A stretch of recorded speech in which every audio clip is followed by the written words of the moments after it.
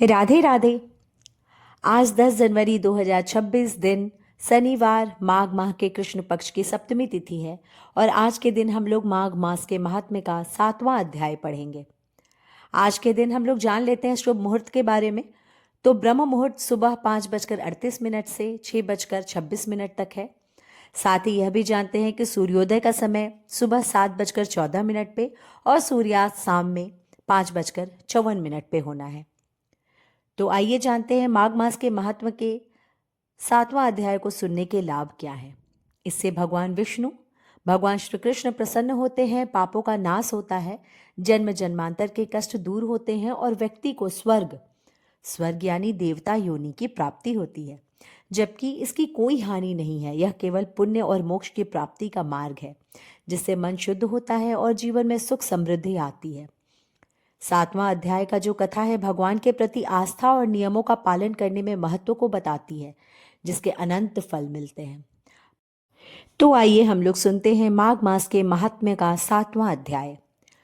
चित्रगुप्त ने उन दोनों के कर्मों की आलोचना करके दूतों से कहा कि बड़े भाई कुंडल को घोर नरक में डालो और दूसरे भाई विकुंडल को स्वर्ग में ले जाओ, जहां उत्तम भोग है। तब एक दूत तो कुंडल को नरक में फेंकने के लिए ले गया और दूसरा दूत बड़ी विनम्रता के साथ कहने लगा कि हे विकुंडल, चलो तुम अच्छे कर्मों से स्वर्ग को प्राप्त होकर अनेक प्रकार के भोगों को भोगो। तब विकुंडल बड़े विस्मय के साथ मन में संशय धार कर दूत से कहने लगा कि हे यमदूत, मेरे मन में बड़ी भारी शंका उत्पन्न हो गई, अतएव मैं तुमसे पूछता हूँ, कृपा करके मेरे प्रश्नों का उत्तर दो।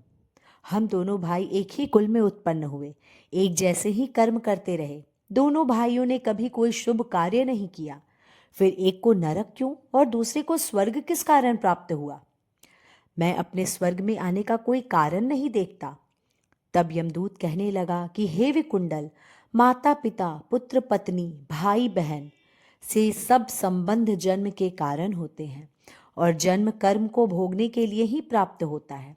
जिस प्रकार एक वृक्ष पर अनेक पक्षियों का आगमन होता है, उसी तरह इस संसार में पुत्र, भाई, माता पिता का भी संगम होता है। इनमें से जो जैसे जैसे कर्म करता है वैसे वैसे ही फल भोगता है। तुम्हारा भाई अपने पाप कर्मों से नरक में गया, तुम अपने पुण्य कर्म के कारण स्वर्ग में जा रहे हो।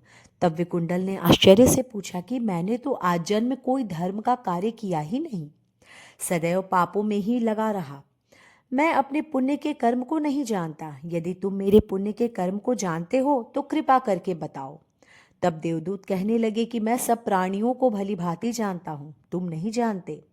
सुनो, हरिमित्र का पुत्र सुमित्र नाम का ब्राह्मण था, जिसका आश्रम यमुना नदी के दक्षिणोत्तर दिशा में था।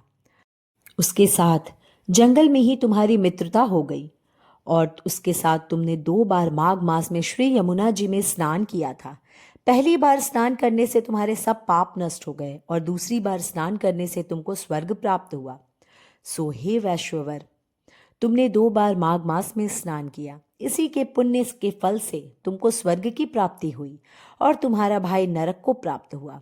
दत्तात्रेय जी कहने लगे कि इस प्रकार वह भाई के दुखों से अति दुखित होकर नम्रता पूर्वक मीठे वचनों से दूतों से कहने लगा कि हे दूतों, सज्जन पुरुषों के साथ पग चलते मित्रता हो जाती है और यह कल्याणकारी भी होता है। मित्र प्रेम की चिंता न करते हुए तुम मुझको इतना बताने की कृपा करो कि कौन से कर्म से मनुष्य यमलोक को प्राप्त नहीं होता, क्योंकि तुम सर्वज्ञ हो। इस प्रकार माघ मास के महात्म्य का 7वां अध्याय समाप्त होता है। माघ मास के महात्म्य का 7वां अध्याय का सार यह है कि माघ महीने के स्नान, दान और व्रत अत्यंत पावन है, जो सभी युगों में श्रेष्ठ है और भगवान कृष्ण की कृपा दिलाता है। इसमें नियम पूर्वक स्नान, तिल और कंबल आदि का दान करने से अनंत पुण्य की प्राप्ति होती है, जबकि इस महीने में संयम, तामसिक भोजन से परहेज और सत्कर्म करने पर विशेष फल प्राप्त होता है। जैसा कि स्कंद पुराण में वर्णित एक ब्राह्मण कथा सुभ्रवत जो था, उसके माध्यम से बताया गया है कि कैसे धन संग्रह के बावजूद माघ माह के पुण्य से जीवन सुधरता है और यह महीना व्यक्ति को शारीरिक मानसिक रूप से नवजीवन देता है।